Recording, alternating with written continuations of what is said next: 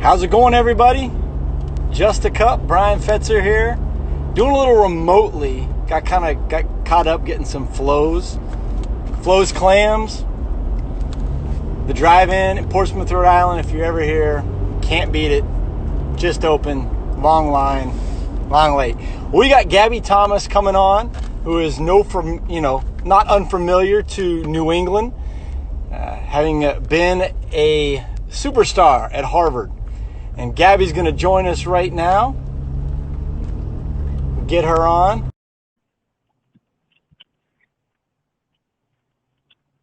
Yay. Gabby! Hi, Coach Fetz. Hey, I wore the Boston hat kind of because I love the Red Sox, but also kind of in honor of you joining us today. Oh, I appreciate it. Go Boston. Absolutely. I'm a Texas girl now. I know. So where are we at right now? So right now I'm in Austin, Texas. Nice. Yeah. Little different weather. Oh yeah. Than what's going on up in Rhode Island or up in New England. I can't say I miss that right now. Oh, trust me. Today the wind, not fun. I mean, think back to those Harvard days in the spring where you had to go out and it was, not ideal. Couldn't train on the outdoor track till mid-May, end of May. Good old days. Absolutely. Well, hey, welcome. Excited. I mean, you are in a very short line of stars in athletics from Harvard, but there's actually been a massive jump in recent years of Harvard, athletes doing well in the pros and so forth. What was that like being a student athlete at a very, very high level? Yeah. At Harvard. At Harvard. Well, I didn't really go to Harvard just to do sports, really. So, for me, I just kind of went for academics, and I wasn't like a track star in high school or anything. So I was just kind of hoping to get what I could out of it. And, I had a really good coach. And so, he just tried to make me better and see how good I could get. And I just kind of did it for the love of the sport and less so for, with the goal of going professional afterwards. What other schools did you look at? Oh, yeah. Other than Harvard? Who recruited me? I guess the Ivies recruited me, and then Stanford and Duke. And then it came down to, Harvard, Brown, and Duke at the end of the day. And I just fell in love with Boston and the girls at Harvard. Boston is definitely one of my favorite places I've ever been. Oh, yeah. Having spent a little bit of time there at the Gordon track, I can definitely appreciate that. I can definitely appreciate that. Well, so you said you weren't highly recruited out of high school. So, when I say you weren't a superstar out of high school, I say you were definitely highly, recruited. But, what is that like kind of coming on? Because it wasn't like you waited until the last year that you were at Harvard to kind of come on the scene. You really came on the scene right away in a big way. Why was that? Because that's not normal. Why did that happen? I think, I grew up in like a prep school system. So it was kind of like, my states, my New Englands weren't like the most competitive. It was kind of just fun for me. And so, when I actually ended up in college and, I had a coach who knew what to do with me. And so all of a sudden I'm like, running with really good people and like going to these D1 meets. And so I actually got to see what I could do. What was different training wise? You say coming from the prep school and then jumping in, because I know Kaba and I know what Kaba does.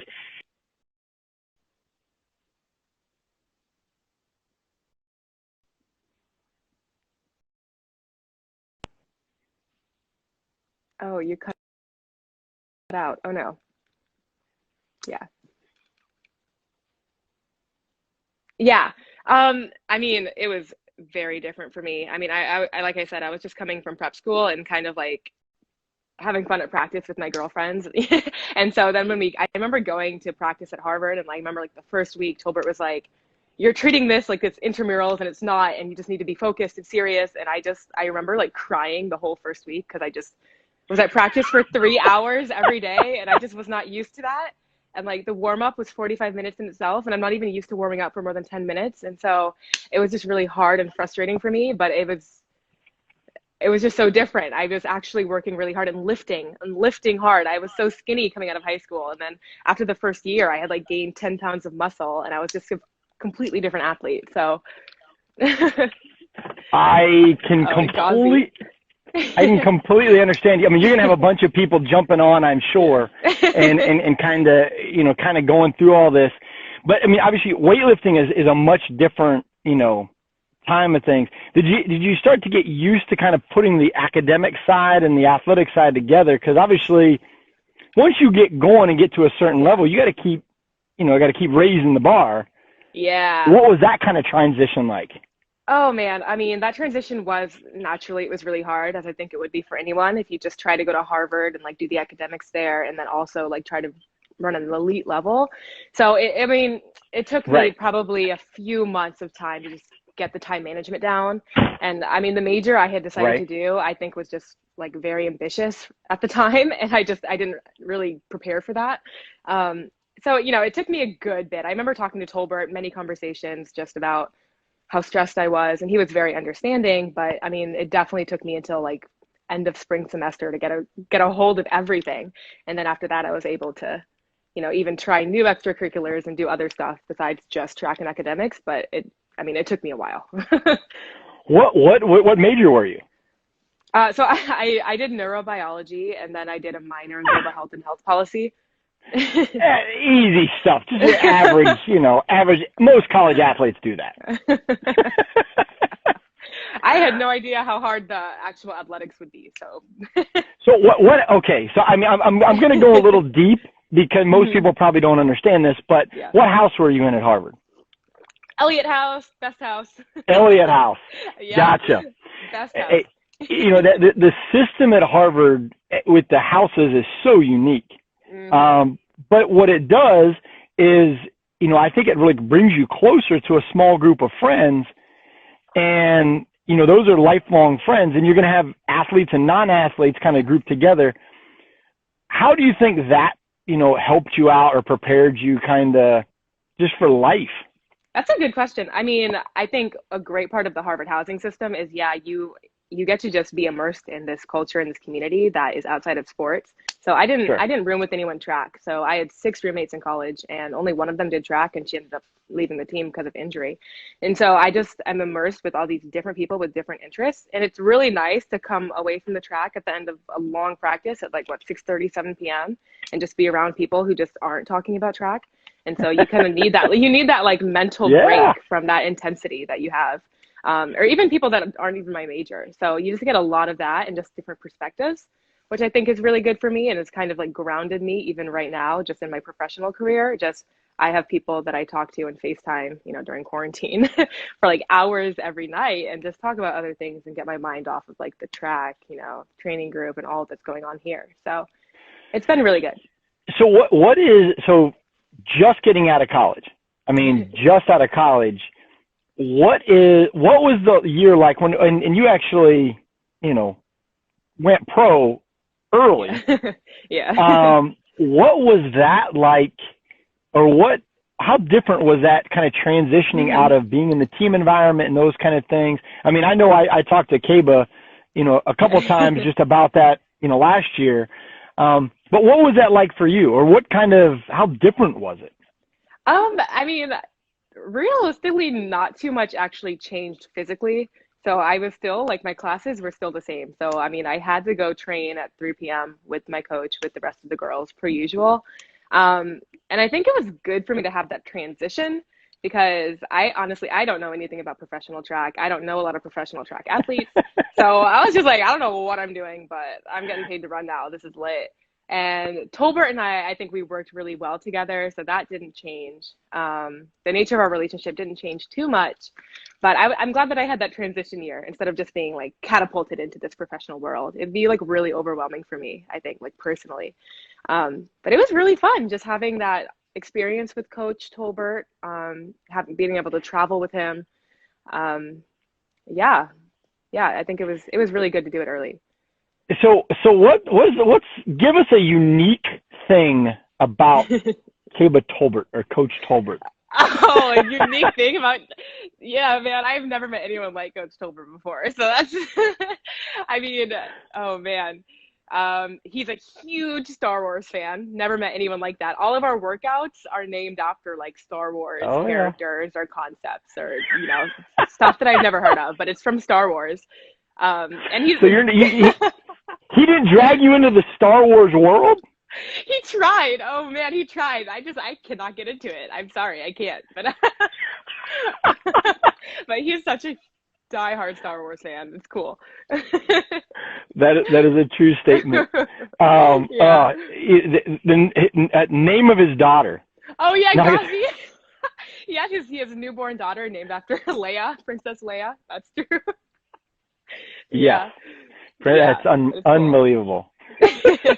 But he's also a huge like book fanatic, which is really awesome too. He's like really inspired me to get into reading, and he just has so much wisdom from his books and reading, and so that's a really cool thing. Well, okay, so you just threw that out there. What book have you been reading in quarantine? Right now, right? So literally right now I'm reading Atomic Habits, which is a book he literally gave me, and I didn't appreciate it enough in college. I think he gave it to me my junior or senior year. And say it again. What's the title? It's called Atomic Habits by James Clear. Okay. Yep. And so I'm in the middle of it right now. Yeah. So, and he gave a copy to like maybe half the group and was like, "Here, read this." And I don't think we really appreciated it enough. And now I'm reading it and I'm like, "Wow, this is like really good stuff." I just, but. So what else is preoccupying your time in quarantine? Oh, I mean, I am still training. So I had training today. I came back. I watch a lot of Netflix. I read. I play some games. Give us a Netflix show. What's a Netflix show? I just finished Ozark. If you haven't watched Ozark, you got to watch it. You have to. Love is Blind. I have not watched Ozark at all. You haven't seen Ozark? Okay, you should definitely watch Ozark. That should be on your bucket list. I might have to. I think you're the third or fourth, athlete that's mentioned Ozark. So okay, there you go. I might have to do there that. You go. There you go. I might have to. So training. You said you were training today. I mean, are things kind of open down in Texas? Are you able to get to a track, or is it a hill, or is it where? I mean, so we actually got kicked off our third track yesterday. So we had been bouncing around to tracks, trying to figure it out. We got kicked off our first track, found a different one. The police came there, escorted us off. And then yesterday we thought we were good, but then we got kicked off again. So we're training in small groups. So 4 of us trying to keep the social distancing going, and as of today, I mean, we were on a grass field and we just had to deal with it. Who's in the training group with you? So, I mean, we call it, the Bailey Bunch because our coach is, Coach Tanja Bailey. Yeah. So it's myself, Ashley Henderson, Morlake Kinnison, Ashley Spencer, Courtney Acolo, Rochelle Burton, and Kendall Baston. So I believe there's 8 of us. Yeah. 4 of them went to UT. And Cheyenne. That could be some really good relays. That could be some really good relay teams. Oh, yeah. No, we were excited. I mean, can they get at Texas Relays? I was going to say, can they get another 49 split out of you? Oh, yeah, absolutely. I think if I run with these girls, I'd have to. No pressure. That's awesome. But yeah, that 4x4 would be something serious. So what kind of training are you doing right now? I mean, what's, obviously everybody's doing, I don't want compromise isn't the word, but alternative kind of things that you might not necessarily be doing regularly. What are some of the things that you guys are doing right now? Honestly, we haven't adjusted our training too much. We're trying to just stay ready. Like I said, we were on tracks before, so it's not like we had to adjust anything because we were able to just do what we wanted. Right. And we haven't really winded down. We're just kind of staying ready in case, by any chance this summer we might be able to compete, which I'm not sure how that's looking. But yeah, I mean, everything stays the same. We have like a 2-3 days or like 2 days a week of really intense, hard running. And then just, our fitness type stuff. So nothing too crazy. Nothing's changed too much. I would say that some things are going to work to themselves out here in coming weeks. So that's awesome. I mean, that you're preparing and stuff because once it's go time, it's go time. Yeah, we've been pretty fortunate. Yeah. Yeah. So give me the reaction as you're preparing and you change groups, you're preparing. So that's a lot of emotional kind of change. And then they come down, they say, no Olympics this year. Yeah. What goes through Gabby Thomas's head? Man, I mean, to be fair, I had expected it. I thought, as the coronavirus was kind of accelerating, I was like, okay, there's kind of no way we can do this right now. I mean, it wouldn't be responsible. But I do remember we were all at practice at the track, just training as if the Olympics were happening. And then we just got the notification. Yeah. We were all there together. And I just remember like everyone was kind of stunned. We were looking around, like we were looking at Coach Bailey, like, oh, what are we going to do? And she was just like, well, we're just going to keep training like, like nothing's changed. So we had just finished warming up and we just spiked up and did what we were going to do. And we just kind of have to mentally just get through it. We didn't really have time to just kind of sulk about it and just be bummed. It was kind of like, all right, well, life is still going on. Our jobs are still going on. We just got to, do it. But I was definitely really, really bummed. I mean, for me, it was like, I had actually just uprooted my entire life to move to Austin, Texas for this year to make the Olympic team. And so for that to just kind of be pushed away and like postponed, it was a little disheartening, but I love what I do. So another year, it's not going to kill me. I'm just really grateful it wasn't canceled. My fear was that it was going to be canceled. I think that's probably the sentiment of a lot of athletes. Yeah. Definitely. Yeah. Definitely. So. Well, because I see on the chest the New Balance, because that's Sue's your sponsor. Yes, who sir. you get a contract with. Tell me a little bit about that, because I think some, maybe non-professional athletes, just people out there, like, they don't quite understand the whole professional track and field side of things. Yeah. And you're at Harvard, you get a degree from Harvard, which is a great contract. Yeah. And then you sign with New Balance. How did that whole process go? What is that like? Because I said, it's definitely not a normal thing. Yeah, I was super confused the entire time. I'm not gonna lie to you. So when I won NCAA's my junior year, I didn't even realize professional track running was really like that big of a thing. I had no idea. Like, I didn't know that people were getting paid like good sums of money to run track. So I had no intentions of running professionally. But after that happened, obviously I'm getting interest from agents and, people just want to sign me. And so I'm like, okay, I don't know what this means. So Coach Tilbert kind of like held my hand through the whole process. And then I had an opportunity to run abroad that summer. And I was like, what? Okay. Yeah. If I can just go travel the world, why not? Why not do it? I didn't have anything to do. I didn't have an internship. And so, what was your favorite place you went to? What was your favorite place you went to? My favorite place, probably Switzerland. I feel like Switzerland is the most underrated country. Like, it's so beautiful and happy. Yeah. And it was so much fun. And Tolbert and I just roamed around and had such a great time. It was beautiful. Yeah. But sorry to cut you off. You talked about traveling to Europe, so I wanted to get that in. Yeah, and like I just saw how professional athletes were living.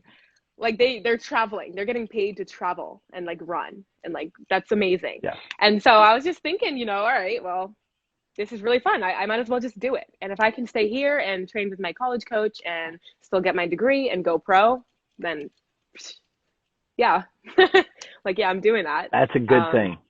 So I did. And New Balance I spoke to New Balance a little bit and spoke to some athletes who are sponsored by New Balance, and it's just such a caring company and they really care about their athletes and it feels like a family. And I've been wearing New Balance for the past 3 years. So it was just such an easy decision for me. So I was like, yeah. And it all happened so quickly, but I just had a really good team of people, like my agent, my coach, just really looking out for me. So it was good.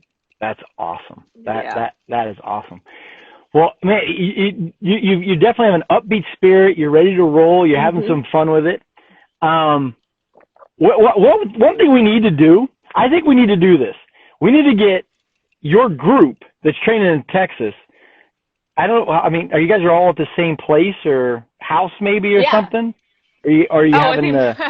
Well, because I was gonna say maybe we need to get you guys together in a social distancing format, small group or whatever, and do one of these so I can ask all you guys questions and kind of we can get some dynamics going here. I think that would be a fun one. We could do that. Oh yeah. Oh yeah. We're gonna have to get this down for sure, because that would be because you guys some good personalities in that group. Oh, there's a lot of personalities in our group. Yeah. It's very fun. Very much so. So what advice would you give to someone that was thinking about college, you know, but might not be that super elite athlete out of high school? What advice do you give them if they want to run college track or they want to? I think the best advice I could give you is really just go wherever it's best for you personally, and then you will shine there and just do your best. I mean, I remember when I was in high school, like hitting up LSU and like Stanford, and then being like, "Yeah, you're not fast enough. These are our standards." And I was like, "Oh, okay." And so I just went. It was a good fit for me, and so I think that's what you have to do. I'm pretty sure that they would want you during your college career. They wouldn't have mind having you then. Yeah, too late now. But just go where it's. I know, right? Best, yeah. No, I think that's incredible advice. I think that's incredible advice, man. Hey, I appreciate your time. Mm-hmm. We're going to take a couple questions. If anybody has a question, put it in the comments down below. And somebody asked for the best tacos in Austin. Oh, the best tacos in Austin? Oh, Taco Deli. Taco Deli. I'm a huge taco person, and I went there, and it changed my life. Taco Deli. Hey, have you been to Franklin Barbecue yet? Oh, yeah. Oh, wait, no, I haven't been to Franklin. Tacos? I've been to Ironworks, but Franklin is like the lines out the door constantly. You can't get in there. But it's on my bucket list. Do you have a TikTok? Gazi knows I have a TikTok. What's TikTok? What's TikTok? What's your TikTok?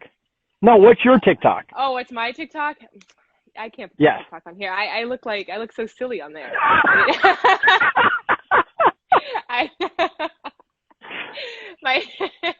On occasion I'll post a TikTok. Somebody said you need. So if you guys. There you go. Yeah. Somebody mentioned Torchy's tacos. Oh, Torchy's tacos is pretty good. Yeah, I think that's around Texas. Torchy's is pretty good. I wouldn't say it's life-changing. Yeah. I agree. Are you tired of the social distancing yet? Honestly, no. I'm not a type of person who's super social. I don't feel the need to go out all the time. So I don't get bored. I entertain myself very well, and I'm quarantined with my boyfriend, and I train. I just come home and watch TV, and I'm content. So I'm good. There you go. I'm good. That's good. Thanks for asking. What was your favorite memory from Harvard? Oh, wow. That's such a tough question. Wow. I have so many good memories from Harvard. I mean, winning NCAAs is a really good memory. I think senior week was a really amazing memory. So senior week is this thing at Harvard. It's the week before you graduate. All the seniors are on campus together by themselves. And we just kind of spend a lot of time together and stay up really late together and just have our last moments together. And I think those were really, really good memories. Yeah. Man, that right there is a great one to end on. Yeah. Because it's memories. Yeah, right? It really is. Perfect. Well, hey, Gabby, thanks for joining us on Just a Cup. This is something that we're trying to reach out to as many of your friends, in the sporting world that we can. So if there's anybody that's out there that thinks we should get somebody on, just send us a DM at World's Greatest Team, and we'll definitely do that. And I am going to hit you up about getting the group on for sure, because I think that would be a fun one. It would. The Bailey Bunch, we'll have a blast with it. And then I'll have to get Coach Bailey on afterwards to kind of critique things. Oh, yeah. Because I know Tanja's got some personality, too. Oh, yeah. Well, hey, absolutely. Well, Gabby, thanks. Have a great Friday evening. Yeah. And we'll talk to you down the road. All right. Bye. Bye. Bye, guys.